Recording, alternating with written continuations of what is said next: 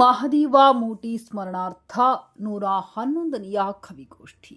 ಗಂಗಾವತಿ ಕನ್ನಡ ಸಾಹಿತ್ಯ ಪರಿಷತ್ ತಾಲೂಕು ಘಟಕ ಕಾವ್ಯಲೋಕ ಗಂಗಾವತಿ ವಿಶ್ವರತ್ನ ಗ್ರಾಮೀಣಾಭಿವೃದ್ಧಿ ಸಂಸ್ಥೆ ಹೊಸಳ್ಳಿಯವರ ಸಂಯುಕ್ತಾಶ್ರಯದಲ್ಲಿ ಸೋಮವಾರದಂದು ಕನ್ನಡ ಸಾಹಿತ್ಯ ಭವನದಲ್ಲಿ ಕವಿ ಮಹದೇವ ಮೂಟಿ ಹೊಸಳ್ಳಿಯವರ ಸವಿನೆನಪಿಗಾಗಿ 111ನೆಯ ಕವಿಗೋಷ್ಠಿ ವಿದ್ಯಾರ್ಥಿಗಳಿಗೆ ಚಿತ್ರಕಲಾ ಸ್ಪರ್ಧೆ ಆಯೋಜಿಸಲಾಯಿತು. ಸಮಾರಂಭದ ಉದ್ಘಾಟನೆಯನ್ನು ಮಾಜಿ ಕಾಡಾಧ್ಯಕ್ಷ ತಿಪ್ಪೇರುದ್ರಸ್ವಾಮಿ ನೆರವೇರಿಸಿ ಮಾತನಾಡಿ, ಕನ್ನಡ ನಾಡಿನ ಸರಸ್ವತಿ ಲೋಕಕ್ಕೆ ಸಾಹಿತಿಗಳು, ಕವಿಗಳು ಕನ್ನಡ ಭಾಷೆಗೆ ಸಲ್ಲಿಸಿದ ಕೊಡುಗೆ ಅವಿಸ್ಮರಣೀಯವಾಗಿದೆ ಎಂದು ಅತ್ಯಂತ ಮಾರ್ಮಿಕವಾಗಿ ಮಾತನಾಡಿದರು. ವೇದಿಕೆಯಲ್ಲಿ ಡಾಕ್ಟರ್ ಶಿವಕುಮಾರ್ ಮಾಲಿ ಪಾಟೀಲ್, ಹಿರಿಯ ಪತ್ರಕರ್ತ ರಾಮಮೂರ್ತಿ ನವಲಿ, ಕಾಶಿಂ ಅಲಿ ಮುದ್ದಾಬಳ್ಳಿ, ಪ್ರಾಚಾರ್ಯ ಕರಿಗೋಳಿ ಶರಣಪ್ಪ ಹಕ್ಕಂಡಿ, ಬಸವರಾಜ್ ಮ್ಯಾಗಳಮನಿ, ಕಸಾಪಾಧ್ಯಕ್ಷ ರುದ್ರೇಶ್ ಶರಣಪ್ಪ ತಳ್ಳಿ ಮತ್ತಿತರರು ಉಪಸ್ಥಿತರಿದ್ದರು. ಇದೇ ಸಂದರ್ಭದಲ್ಲಿ ಸಾಧಕರಾದ ನಿವೃತ್ತ ತಹಶೀಲ್ದಾರ್ ಬಾಳಪ್ಪ, ಮಂಜುನಾಥ್ ಕುರುಗೋಡು, ಶ್ರೀಮತಿ ರಾಧಮ್ಮ ಅವರನ್ನು ಸನ್ಮಾನಿಸಿ ಗೌರವಿಸಲಾಯಿತು. ಬಳಿಕ ಜರುಗಿದ ಕವಿಗೋಷ್ಠಿಯಲ್ಲಿ 90 ವರ್ಷದ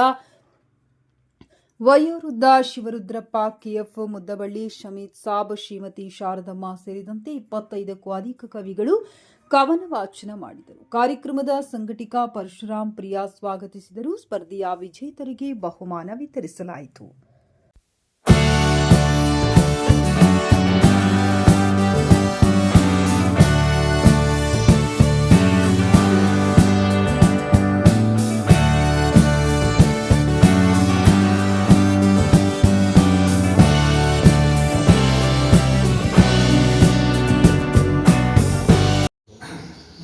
ಎಲ್ಲರೂ ಬೇಕು.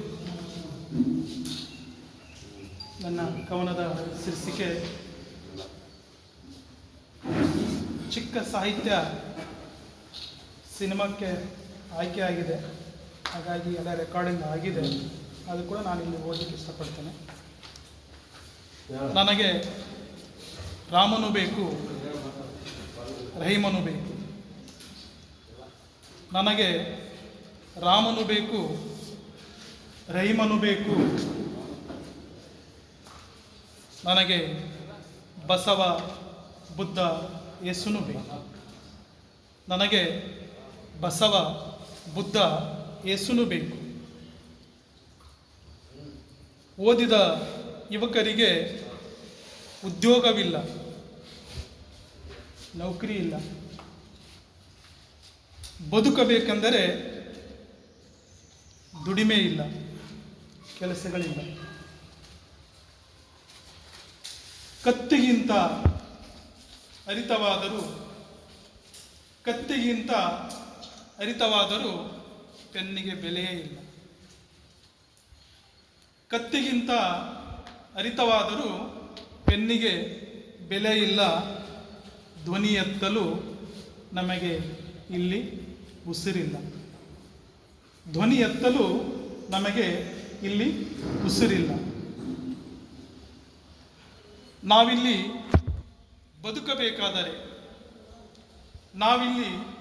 ಬದುಕಬೇಕಾದರೆ ಡಾಕ್ಟರ್ ಅಂಬೇಡ್ಕರ್ ರಚಿಸಿದ ನಮ್ಮ ಭಾರತದ ಸಂವಿಧಾನ ಅತಿ ಅವಶ್ಯ ಬೇಕು.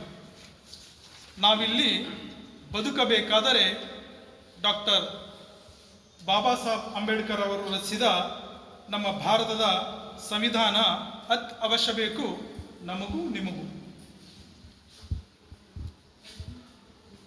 ನಮ್ಮ ಜಾತಿ ನಮ್ಮ ಧರ್ಮ, ನಮ್ಮ ಜಾತಿ ನಮ್ಮ ಧರ್ಮ ನಮ್ಮ ಮನೆಯ ವಸ್ತಿಲ ಒಳಗೆ. ನಮ್ಮ ಜಾತಿ ನಮ್ಮ ಧರ್ಮ ನಮ್ಮ ಮನೆಯ ವಸ್ತಿಲ ಒಳಗೆ ನಾವಿಲ್ಲಿ ಬದುಕಬೇಕು. ಎಲ್ಲ ಜಾತಿ ಜನಾಂಗದವರ ಮನಸ್ಸಿನ ಒಳಗೆ ನಾವಿಲ್ಲಿ ಬದುಕಬೇಕು. ಎಲ್ಲ ಜಾತಿ ಜನಾಂಗದವರ ಮನಸ್ಸಿನೊಳಗೆ ನಾವು ನೀವು. ರೈತ ಬೆಳೆದ ಬೆಳೆಗೆ ಬೆಲೆ ಇಲ್ಲ, ರೈತನ ಬದುಕಿಗೆ ನೆಲೆ ಇಲ್ಲ. ರೈತ ಬೆಳೆದ ಬೆಳೆಗೆ ಬೆಲೆ ಇಲ್ಲ, ರೈತನ ಬದುಕಿಗೆ ನೆಲೆಯೇ ಇಲ್ಲ. ದೇಶಕ್ಕೆ ಅನ್ನ ಹಾಕುತ್ತಿರುವನಲ್ಲ, ಜಾತಿ ಭೇದ ರೈತನಿಗೆ ಇಲ್ಲ. ಗಾಳಿ ಬೆಳಕು ಅನ್ನ ನೀರಿಗೆ, ಬಿಸಿಲು ನೆರಳು ಮಣ್ಣಿಗೆ, ಬಿಸಿಲು ನೆರಳು ಮಣ್ಣು ಮಣ್ಣಿಗೆ ಜಾತಿ ಧರ್ಮದ ಹುಚ್ಚು ಹತ್ತಿದ್ದರೆ ಈ ಭೂಮಿಯ ಮೇಲೆ ಯಾರು ಬದುಕುತ್ತಿರಲಿಲ್ಲ. ನಾವು ನೀವು ಇಲ್ಲಿ ಯಾರು ಬದುಕುತ್ತಿರಲಿಲ್ಲ, ನಾವು ನೀವು. ಕವನ ಬರೆಯೋದ್ರ ಜೊತೆ ಅದನ್ನು ರಾಗಬದ್ಧವಾಗಿ ಹಾಡಿ ಭಾಳ ಚೆನ್ನಾಗಿ ಪ್ರಸ್ತುತಪಡಿಸ್ತಿದ್ರು. ಎಲ್ಲ ಸಮ್ಮೇಳನದಲ್ಲಿ ಒಂದು 10 ಕವಿಗಳಲ್ಲಿ ಹೈಲೈಟ್ ಕವನ ಆದರೆ ಅವ್ರಿಗೂ ಅದರಲ್ಲಿ ಒಂದಿತ್ತು. ಅಂತ ಪ್ರತಿಭಾನ್ವಿತ ವ್ಯಕ್ತಿ ನಮ್ಮಲ್ಲಿ ಇಲ್ಲ ಅಂದಾಗ ಭಾಳಷ್ಟು ನೋವಾಗುತ್ತೆ, ಅತ್ಯಂತ ನೋವಿನ. ಆಮೇಲೆ ನಾವು ಹಲವಾರು ಸಂಘಟನೆಗಳೆಲ್ಲ ಮಾಡ್ತಾ ಇರ್ತೀವಿ. ಈ ಥರ ಸಂಘಟನೆಯಲ್ಲಿ ಮಾಡ್ಬೇಕಾದ್ರೆ ನಾನು ಇನ್ನೂವರೆಗೆ 111 ಕವಿಗೋಷ್ಠಿಯಲ್ಲಿ ಆಲ್ಮೋಸ್ಟ್ ಅವರು ಎಲ್ಲ ಕವಿಗೋಷ್ಠಿಯಲ್ಲಿ ಭಾಗವಹಿಸಿದ್ದಾರೆ. ಒಂದು ದಿವಸ ಆದರೂ ಯಾವುದೇ ಕಂಪ್ಲೇಂಟ್ ಅವ್ರು ಬಂದಿಲ್ಲ. ನಾವು ಕೇಳೇ ಇಲ್ಲ ಅವರು, ನನಗೆ ಇಲ್ಲಿ ಅವಕಾಶ ಕೊಡಲಿಲ್ಲ, ಈ ಕವನ ಹೇಳೋಕ್ಕೆ ಅವಕಾಶ ಕೊಡಲಿಲ್ಲ, ಯಾವತ್ತೂ ಯಾವುದೋ ಕಂಪ್ಲೇಂಟ್ ಇಲ್ಲ, ಯಾವುದಿಲ್ಲ. ಅಂತ ಒಳ್ಳೆ ವ್ಯಕ್ತಿ ನಮ್ಮಿಂದ ಆಗಲಿದ್ದು ಭಾಳ ನೋವಿನ ವಿಚಾರ. ಒಬ್ಬ ಪ್ರತಿಭಾವಂತ ಸಾಹಿತಿಯನ್ನು ನಾವು ಗಂಗಾವತಿ ಸಾಹಿತ್ಯ ಲೋಕ ಕಳ್ಕೊಂಡಿದೆ ಅಂತ ಭಾಳ ನೋವಾಗಿದೆ. ಅವರ ಸ್ಮರಣಾರ್ಥ ಈ ಕವಿಗೋಷ್ಠಿ ನಡೆಸ್ತಾ ಇರೋದು ಒಂದು ಒಳ್ಳೆಯ ಅವ್ರಿಗೆ ನಾವು ಕೃತಜ್ಞತೆಯನ್ನು ಸಲ್ಲಿಸುವಂಥ ಅವ್ರನ್ನ ನೆನೆಸ್ಕೊಳ್ಳೋದು ಅವರ ಒಂದು ಕೆಲಸ ಆಗಿದೆ. ಒಳ್ಳೆಯ ಕೆಲಸ ನಮ್ಮ ಪರಶುರಾಮ್ ಪೈ ಅವರು ಮಾಡಿದ್ದಾರೆ. ಈಗ ಇನ್ನೊಂದು ವಿಷಯನ ಪ್ರಸ್ತಾವ ಮಾಡಿದ್ರು. ನಮ್ಮ ಪುಸ್ತಕ ರೆಡಿಯಾಗಿದೆ. ಅಂದರೆ 11 ವರ್ಷದಿಂದ ಶರಣಪ್ಪ ತಳ್ಳಿಯವರು ಮತ್ತು ಪರಶುರಾಮ್ ಪೈ ಅವರು ಪ್ರಾರಂಭವಾಗಿ, ತದನಂತರ ಮೈಲಾರಪ್ಪ ಅವರು, ಕೃಷ್ಣ ಸಿಂಗ್ ಅವರು, ಹಲವಾರು ಜನರು, ಇವನ್ ಮಾಧವ ಮೂಟೆ ಅವರು ಭಾಳಷ್ಟು ಕೆಲಸಗಳು ಮಾಡಿ ಇಲ್ಲಿವರೆಗೆ 111 ಕವಿಗೋಷ್ಠಿ. ಯಾವುದೇ ಈ ಕರ್ನಾಟಕದಲ್ಲಿ ಯಾವುದೇ ಇಷ್ಟು ಸುದೀರ್ಘವಾದ ಒಂದು ಸಂಸ್ಥೆ ಪ್ರೈವೇಟಾಗಿ ಕನ್ನಡ ಸಾಹಿತ್ಯ ಪರಿಷತ್ ಬೇರೆ ಈ ಥರ ಕವಿಗೋಷ್ಠಿಗಳನ್ನು 111ವರೆಗೂ ತಂದಿದ್ದು ಯಾವುದೂ ಇಲ್ಲ ಅನ್ನಿಸ್ಕೊಂಡಿದೆ. ಅಷ್ಟು ಕೆಲಸಗಳು ಮಾಡಿದ್ದಾರೆ ನಮ್ಮ ಪರಶುರಾಮ್ ಪ್ರಿಯ ಮತ್ತು ಎಲ್ಲ ಹಿರಿಯರು. ಅವರಿಗೆ ಧನ್ಯವಾದ ಹೇಳ್ತಾ, ನಮ್ಮದು ಈಗೇನು ಪುಸ್ತಕ ರೆಡಿಯಾಗಿದೆ. 100ನೇ ಕವಿಗೋಷ್ಠಿ ಮಾಡಿದ್ದು ಅದರದ್ದೊಂದು ನೆನಪಿಗಾಗಿ ಒಂದು ಪುಸ್ತಕ ರೆಡಿಯಾಗಿದೆ. ಕಾವ್ಯ ಲೋಕದ 101 ಹೆಜ್ಜೆಗಳು ಅಂತ ಪುಸ್ತಕ ರೆಡಿಯಾಗಿದೆ. ಅದನ್ನು ಆ್ಯಕ್ಚುಲಿ 111ನೇ ಕವಿಗೋಷ್ಠಿಯಾಗಿ ಮಾಡಿದರೆ ಭಾಳ ಇತ್ತು, ಬಟ್ ಆಗಿಲ್ಲ. ಹಾಗಾಗಿ ನಾವು ಇನ್ನೂ ಒಂದು ಸ್ವಲ್ಪ ಕಾಲಾವಕಾಶ ತಗೊಂಡು ಸರಿಯಾಗಿ ಆರ್ಗನೈಸ್ ಮಾಡಿ ರಾಜ್ಯ ಮಟ್ಟದ ಕವಿಗೋಷ್ಠಿಯಲ್ಲಿ 115ನೇ ಕವಿಗೋಷ್ಠಿ ಮತ್ತು ಪುಸ್ತಕ ರಾಜ್ಯ ಮಟ್ಟದ ಕವಿಗೋಷ್ಠಿ ಮಾಡಿ ಆ ಪುಸ್ತಕ ಲೋಕಾರ್ಪಣೆ ಮಾಡೋದು ಅಂತ ಹೇಳ್ತಾ, ಇದೊಂದು ನಮಗೆ ಒಂದು ಹವ್ಯಾಸ.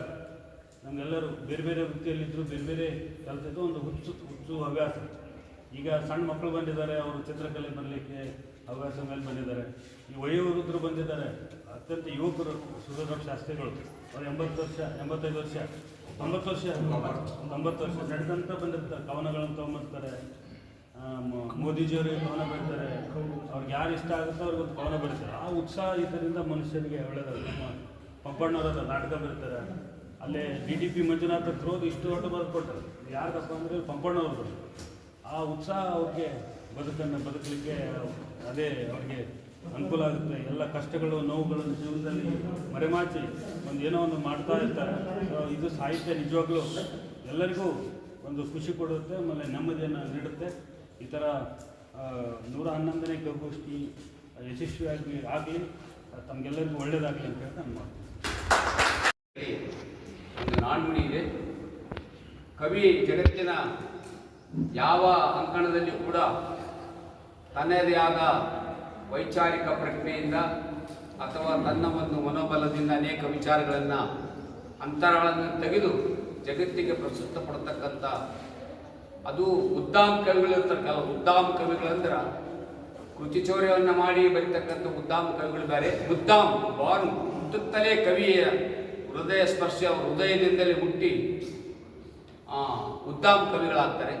ಅನೇಕ ಅವರ ಮನಸ್ಸಿನ ಒಡಲಲ್ಲಿರ್ತಕ್ಕಂಥ ಚಿಂತನೆಗಳನ್ನು ಹೊರಗಾಗ್ತಕ್ಕಂಥ ಪ್ರತಿಭೆ ಇವತ್ತು ಕವಿ ಈ ಜಗತ್ತಿಗೆ ತೋರಿಸಿದ್ದಾನೆ. ಆ ಕವಿಯಿಂದನೇ ನಾಡಿನಲ್ಲಿ ಅನೇಕ ವಿಚಾರಗಳ ಮುಖಾಂತರ ಆಗು ಹೋಗುಗಳ ಬಗ್ಗೆ, ಈ ಸಮಾಜದ ಅಂಕುಡೊಂಕುಗಳ ಬಗ್ಗೆ ಇರಲಿ, ಅಸ್ಪೃಶ್ಯತೆ ಬಗ್ಗೆ ಇರಲಿ, ಮೌಢ್ಯತೆ ಬಗ್ಗೆ ಇರಲಿ, ದಾರಿದ್ರ್ಯತೆ ಬಗ್ಗೆ ಇರಲಿ, ಎಲ್ಲ ವಿಚಾರಗಳನ್ನು ತನಗೆ ಕಂಡಂತೆ ಚಿತ್ರಣವನ್ನು ಮಾಡ್ತಕ್ಕಂಥ ಶಕ್ತಿ ಆ ಕವಿಗಳಿಗಿರ್ತದೆ.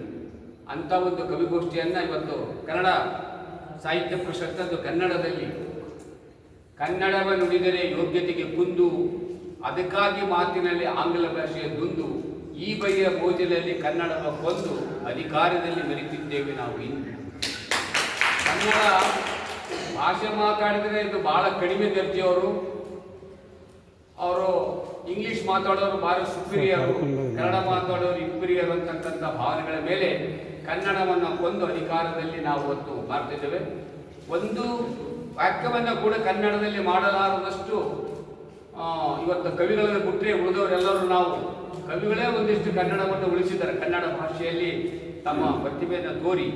ಆದರೆ ಒಂದು ಜಚನಿಯವರು ಒಂದು ಕಡೆ ಹೋಗ್ತಿದ್ರಂತೆ, ಅಪ್ಪ ಈ ದಾರಿ ಆ ಕಡೆ ಹೋಗ್ತದೆ, ಎರಡು ಕವಲು ದಾರಿಗಳಿದಾವಲ್ಲ, ನಾವು ಈ ದಾರಿ ಈ ಊರಿಗೆ ಹೋಗಕ್ಕೆ ಆ ಕಡೆ ಹೋಗ್ತಂದ್ರ ಆ ಹುಡುಗ ಹೇಳಿದ ದನಕಾಯನ್ನು ಲೆಫ್ಟ್ ಬಿಡಿ ರೈಟ್ ಹಿಡಿ ಅಂತ.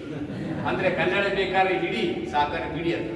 ಒಂದು ಲೈನ್ ಒಂದು ವಾಕ್ಯವನ್ನ ಕನ್ನಡದಲ್ಲಿ ಮಾಡೋಷ್ಟು ಸಾಮರ್ಥ್ಯವನ್ನು ಕೂಡ ನಾವು ಇವತ್ತು ಕಳ್ಕೊಂಡಿದ್ದೀವಿ, ಆ ಸಾಮರ್ಥ್ಯವನ್ನು ಕಳ್ಕೊಂಡಿದ್ದೇವೆ. ಅದಕ್ಕೆ ಕನ್ನಡ ಇವತ್ತು ನಮಗೆ ಬೆಂಗಳೂರಿಗೆ ಹೋದ್ರೆ ಒಂದ್ ಕಡೆ ಎನ್ನಡ, ಒಂದ್ ಕಡೆ ಎಕ್ಕಡ, ಮಧ್ಯದಲ್ಲಿ ಕನ್ನಡ.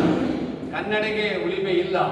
ಕನ್ನಡ ಭಾಷೆ ಇವತ್ತು ಅತ್ಯಂತ ಸಾವಿನಂಚಿಯಲ್ಲಿ 2000 ವರ್ಷಗಳ ಇತಿಹಾಸ ಇರುವಂತಹ ಭಾಷೆ ಆಗಿದ್ರು ಕೂಡ, ಅತ್ಯಂತ ಪ್ರಾಚೀನವಾದ ಭಾಷೆ ಆಗಿದ್ರು ಕೂಡ ಕನ್ನಡ ಇವತ್ತು ತನ್ನತನವನ್ನು ಕಳೆದುಕೊಳ್ಳಕ್ಕೆ ಕಾರಣ ಏನು ಅನ್ನೋದ್ರ ಬಗ್ಗೆ ಚಿಂತನೆ ಮಾಡಬೇಕಾಗಿದೆ. ಆ ದಿಶೆಯಲ್ಲಿ ಕನ್ನಡ ಸಾಹಿತ್ಯ ಪರಿಷತ್ತು ಮತ್ತು ಕನ್ನಡ ಕವಿಗಳು ನೆಲ ಜಲ ಭಾಷೆಗಳ ಬಗ್ಗೆ ತನ್ನದೇ ಆದ ಈ ಒಂದು ನೆಲದ ಬಗ್ಗೆ, ಜಲದ ಬಗ್ಗೆ, ಭಾಷೆ ಬಗ್ಗೆ, ಗಡಿ ಬಗ್ಗೆ, ಭೌಗೋಳಿಕದ ಬಗ್ಗೆ ಕವಿಗಳು ಸವಿಸ್ತಾರವಾಗಿ ಈ ನಾಡಿನ ದೇಶದ ಚಿಂತನೆಯನ್ನು ಮಾಡ್ತಕ್ಕಂಥವ್ರು ಯಾರು ಇದ್ರೆ ಅದು ಕವಿಗಳು ಮಾತ್ರ ಸಾಧ್ಯ ಆಗ್ತಕ್ಕಂಥ ಮಾತನ್ನು ಈ ಸಂದರ್ಭದಲ್ಲಿ ನೆನಪು ಮಾಡ್ಕೊಳ್ತದೆ. ಅಂಥ ಪ್ರತಿಭೆಗಳನ್ನು ಹೊರಹೊಮ್ಮಿಸಬೇಕು, ಅಂಥ ಪ್ರತಿಭೆಗಳನ್ನು ಗುರುತಿಸಬೇಕು, ಅವರಿಗೆ ಗೌರವಿಸಬೇಕು. ಕವಿಗೋಷ್ಠಿ ಮುಖಾಂತರ ಅವರಿಗೆ ಒಂದು ಅವಕಾಶ ಕೊಟ್ಟು ಅವರ ಭಾವನೆಗಳನ್ನು ವ್ಯಕ್ತಪಡಿಸೋದಕ್ಕೆ ವೇದಿಕೆಯನ್ನು ಮಾಡಿಕೊಡಬೇಕಂತಕ್ಕಂಥ ಉದ್ದೇಶದಿಂದ ಪರಶುರಾಮ್ ಪ್ರಿಯ ಮತ್ತು ಸಂಯೋಜಕರು ಸೇರಿ ಈಗ 111ನೇ ಕವಿಗೋಷ್ಠಿಯನ್ನ ಪದೇ ಪದೇ ಇದನ್ನು ಮಾಡ್ತಾ ಇದ್ದಾರೆ ಅಂತಕ್ಕಂಥದ್ದು ಅತ್ಯಂತ ಶ್ಲಾಘನೀಯವಾದ ವಿಚಾರ ಅಂತೇಳಿ ನಾನು ಈ ಸಂದರ್ಭದಲ್ಲಿ ವ್ಯಕ್ತಪಡಿಸಿ, ನಾನು ಸ್ವಲ್ಪ ಹೊತ್ತು ಮಾತ್ರ ಪತ್ರಕರ್ತರು ಇಲ್ಲಿ ಇರ್ತೀವಿ. ಕುಚ್ಚಿಗಿ ಗ್ರಾಮದಲ್ಲಿ ನಮ್ಮ ರಿಲೇಷನ್ ಒಬ್ಬರು ಶಿವೈಕ್ಯರಾಗಿರೋದ್ರಿಂದ 26ನೇ ಜನವರಿ ಗಣರಾಜ್ಯೋತ್ಸವ ಈ ಒಂದು ಸಂದರ್ಭದಲ್ಲಿ ನಾನು ಕವಿಗಳಿಗೂ ಮತ್ತು ವೇದಿಕೆ ಮೇಲೆ ಇರ್ತಕ್ಕಂಥ ಎಲ್ಲ ಅತಿಥಿಗಳಿಗೆ ನಾನು ಶುಭ ಹಾರೈಸುತ್ತೇನೆ.